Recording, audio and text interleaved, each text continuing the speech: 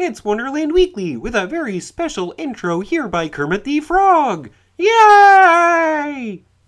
Was that alright? That was good? Alright. Well, thanks everybody, and have a wonderful week. Hey everyone, Toronto Tide back here in the park again this weekend, and it is the final weekend of the season. Oh no! Gonna have to go, like 6 months before visiting the park again? No, wait! WinterFest! Woo! So in about 3 weeks I will be back to check out all the WinterFest activities, but for now, this is the final weekend of Camp Spooky, and also final weekend of Halloween Haunt. Also worth noting that anything that needs to be done for Winterfest that isn't done by this weekend will be done in the next few weeks. So I'm gonna check out all the changes this year, or this week, such as these posts here on either side of International Street. Very interesting. Yeah, definitely different there. And then I also believe these are different as well. We got these globe light things here. Good that they're all contained within those globes. So they've got those on either side here. Definitely, going to be helpful for Winterfest. So yeah, last chance to check out all the progress on that. I am going to do my very best and enjoy this final weekend of getting on most of the rides. Here in the Canada's Wonderland store, I really like this little logo on the long sleeve Mindbuster tee. They've also got Leviathan here. Let's see what else they've got. Yukon Striker with the bird there. And Behemoth with the Behemoth head. Cool. Yeah, just kind of interesting. I don't know why specifically they included Mindbuster in this line of merch, but you know what? I'll take it. Another interesting note here in the Canada's Wonderland store, that back corner looks very different. Not sure exactly what's going on. I'm assuming that this is probably for Winterfest preparations, but yeah, my goodness, this is quite the difference. Sitting here by Yukon Striker's second Immelman, and I went to, oh man, what is it called? Muskoka Craft Burger and Beer Bar. Asked for the chicken burger, and they said we only have the beef, so for today only, it is included on the dining plan. Woohoo! As I get some photos of Sally in her fairy costume, I just really wanted to give a shout out to all the performers here at the park. Not just the ones in costume, as in character as Sally, but also, just these guys. These guys are awesome. Yeah, well done. I'm sure it is a ton of work to be in those costumes all day, to try to be cheerful and upbeat all day long. Over here in Medieval Fair, it looks like the entrance to the crypt may have been swapped out to the exit side. I don't understand. That's just very strange. I'm not upset or anything. I just weird if true. Yeah, so there's no signage over here. I guess maybe they wanted to clear up the Leviathan Plaza, not have all those people standing here or any confusion there. But what in the world is going on here? Sci-Fi House? How? I don't understand. I feel like I have to check out Haunt tonight just so that I can figure out what's going on there. Alright, for the first time ever, I have gotten a Fastlane wristband, Fastlane Plus, as part of my season pass renewal. I always forget to get it, but not this year. I finally got it, second last day of the season. I don't know how much time it's really going to save me, but I mean, there does seem to be a decent line for Leviathan, but of course there is also a decent length of line for fast lane. I guess it's not too bad. But yeah, gonna check it out. Hopefully it works well, but I don't know. I've never been one for marathoning rides anyway.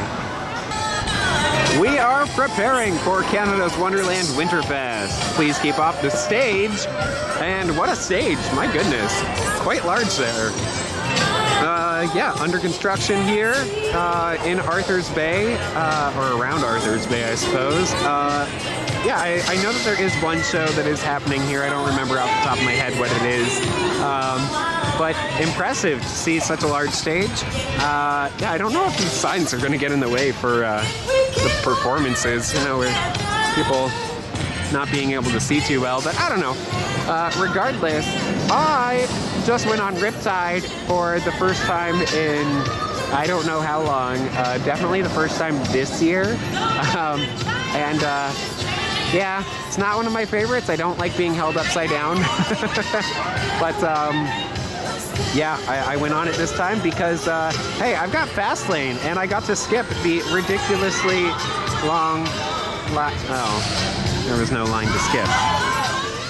Man, I feel like the season has gone by so quickly, and I know that everybody says that, but I mean, I just remember coming here, you know, for the first rider event. Thank you again to everyone who helped donate toward that. But yeah, just being blown away by this view, and I still have not gotten over it. I absolutely love this ride, love everything about it. Thank you, Wonderland, for an amazing season, and the day is not over yet. Great view for those on Windseeker, on Slingshot, and on Yukon Striker, being able to see each other from all the way up there on the top of the world. In line here for Backlot Stunt Coaster, which desperately needs a repaired sign there.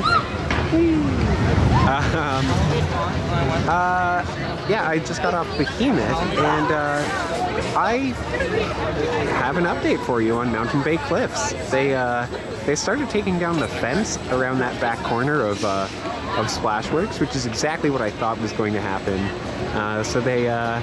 Yeah, so Mountain Bay Cliffs, you know, is progressing. Good to see there. And yeah, so it's basically just that whole back corner, and then they're taking down the fence, so. Over here at Yukon Striker, as always, a fantastic ride. But over in the train storage shed, they have started building some new walls there. Really, really nice. Yeah, I really like those. Good to see them becoming like this becoming like a full building. Interesting. Just getting another shot of the train storage building. I don't really want to call it a shed anymore because, yeah, really great to see that being fully enclosed. While I'm thinking about funnel cakes here on International Street, I wanted to point out, this is now the second week in a row where I have gone to the funnel cake stand in Planet Snoopy and was told that they do not have the Spookies and Creams funnel cake. And considering that is the only location where you can get it, that is very frustrating. I really want to, yeah, I really want to try it. I just, yeah, it wasn't there at the beginning of Camp Spooky as far as I know. And then, yeah, it's, I guess it was there for one weekend and hasn't been back since. I asked them, they said that it was not being made today. And then, yeah, they said maybe tomorrow. Great. Just a quick update here from the employee parking lot expansion, as I am really expecting it to be. They do appear to have put up some new posts right over there. There's concrete pillars over there to protect the supports of Leviathan. So that's good to see. Some progress there. And then also this has been, I guess, repaved. That's what it looks like to me. But not much of a change as far as I can tell. Maybe widening this lane a little bit, but yeah, not much change. But yeah, that's about all that's going on out here.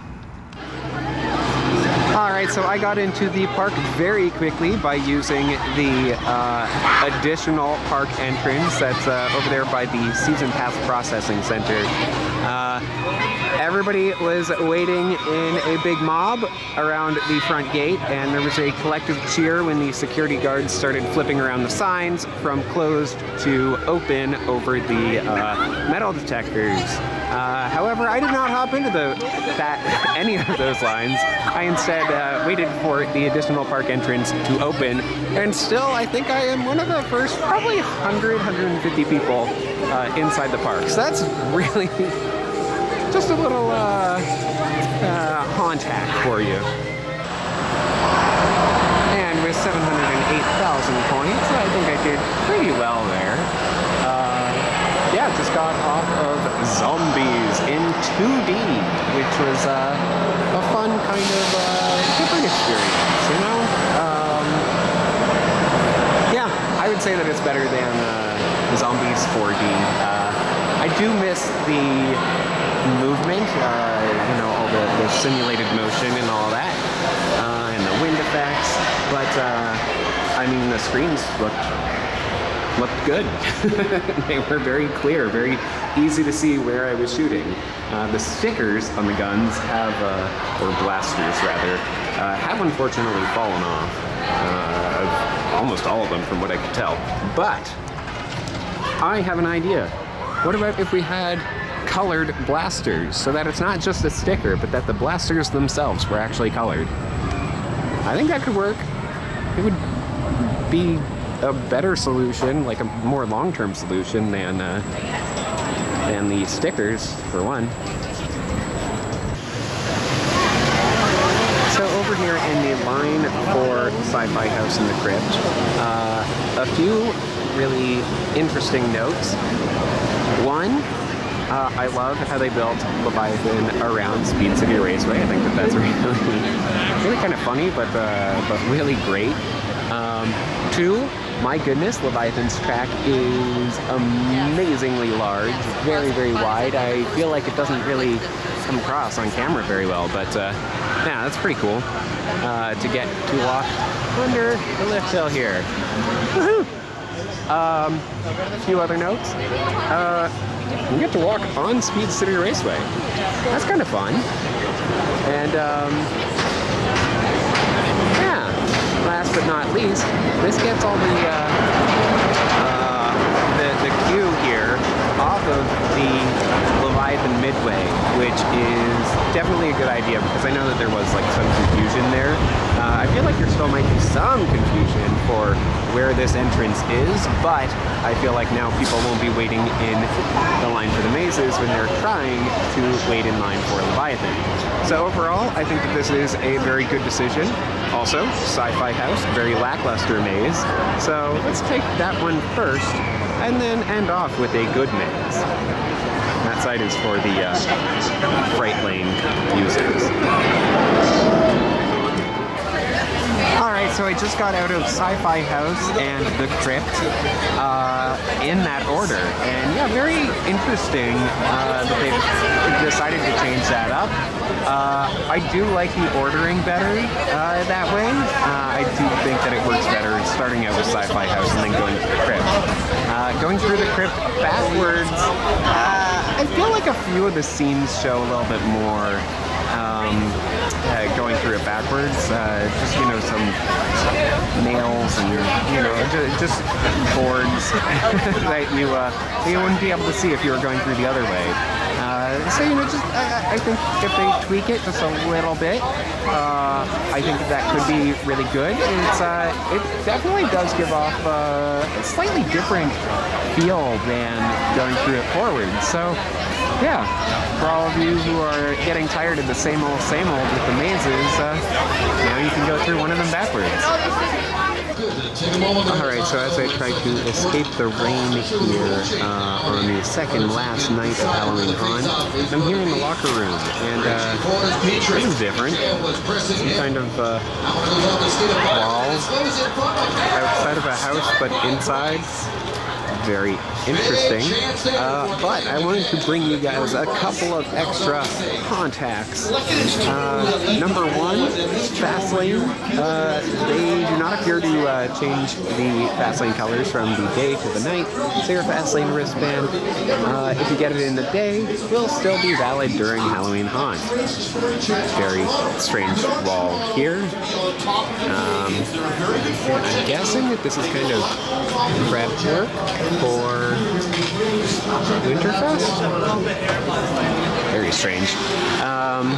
But yeah, so that is the one contact. The other contact is arrive early. The crowds keep coming even into like 9 o'clock, which I don't understand why people get here at 9 o'clock. It only gives you 3 hours, but when you get here early, do as many mazes as you can. The lines will continue to get longer as the night progresses, up until probably about 11:30. Yeah, so those are a couple more of my contacts, and this has been a very fun last haunt night of the season. Alright everyone, it is about 10 to 9 right now, and as you can see, there is a whole bunch of people. Yes, this massive crowd out here in front of Canada's Wonderland's front gate.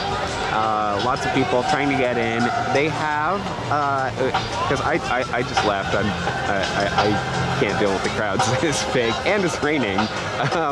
But as I was leaving, I saw they have every single scan station, entrance, toll, whatever you want to call them. Every single one of them is open, and yeah, there are still this many people outside. I don't know what Wonderland can do to help ease this congestion, but it is apparently desperately needed, especially during Haunt, because this is, my goodness, I can't imagine waiting through all of this at 10 to 9, and, you know, just to get inside the park. Standing here on the Sunday, the very last day of normal operation here at Canada's Wonderland, checking out the Zero G Winder, which I love so much. I love going ragdoll during that. It is so much fun. Yeah, you know, the grass for this section has really come in, so that's great to see.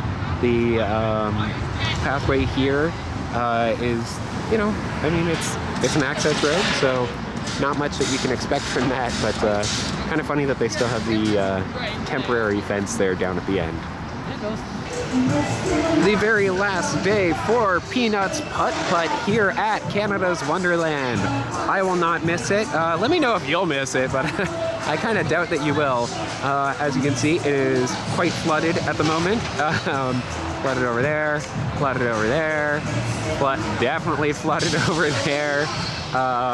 Yeah, drainage, I feel like was definitely a huge issue with this mini golf course based on what I'm seeing. Yeah, it's, I won't miss it. Maybe you will. But looking forward to seeing what they do with this whole space come next year. Last day here in Camp Spooky. The characters are definitely having fun. The cohorts are having fun. This is all kinds of awesome. Water, Landon! Read up! You guys are both pirates? Woo!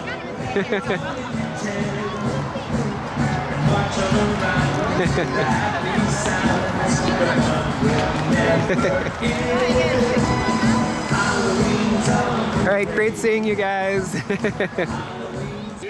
So over here in the Leviathan photo shop, bordering the Arcadium, you can see that they have done a fair bit of WinterFest preparation here on the Arcadium.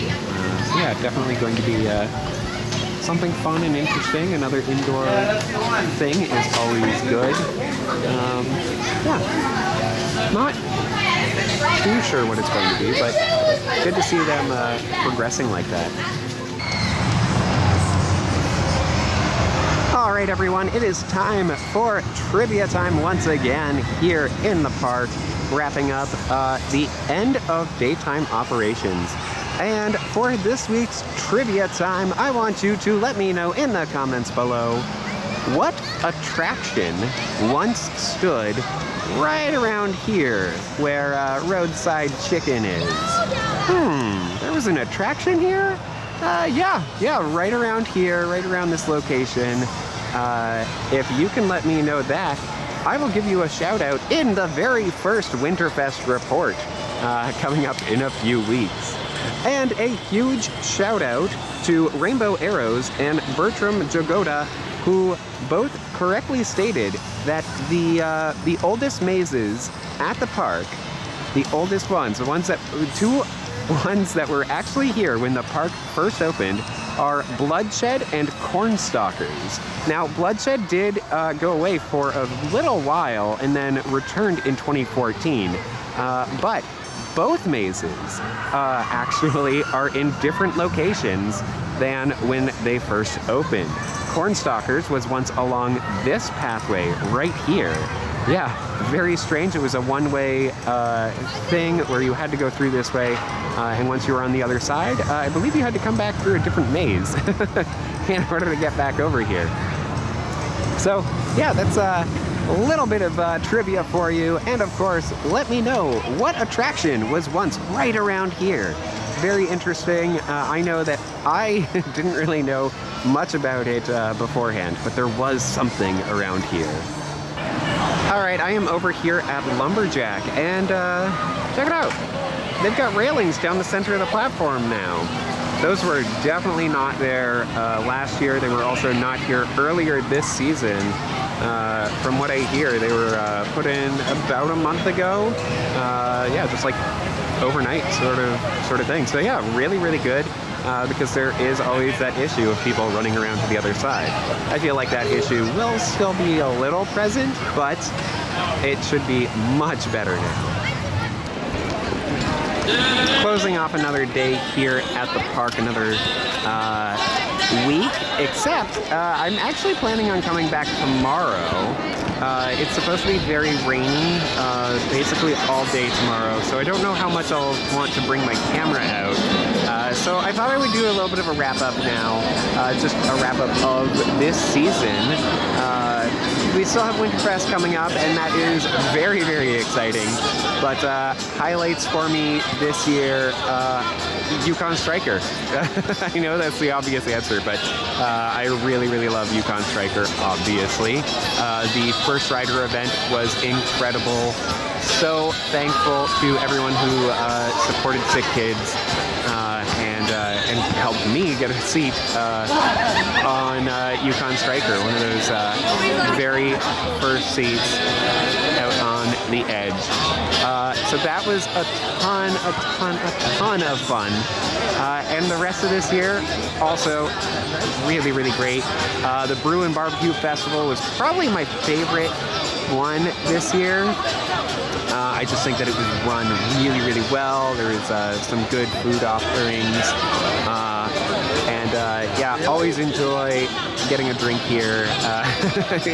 Just one. Sometimes it is a very large Oktoberfest drink, but regardless, that is going to about do it for daytime operations here at the park, getting to ride all the incredible thrill rides and coasters that we have here. There's only five rides, that I'll be able to ride during WinterFest, and believe me, I will be going on them quite a bit. Other than that, this was about my last chance. Also tomorrow, where again it's supposed to be fairly rainy. But yeah, great day, great to see progress on WinterFest, and other than that, until next time, have a good one. Thanks so much for watching. Be sure to like the video, comment with anything you'd like me to cover in the future, subscribe, hit the notification bell, and support me on Patreon so that I can visit more parks and create more wonderful videos.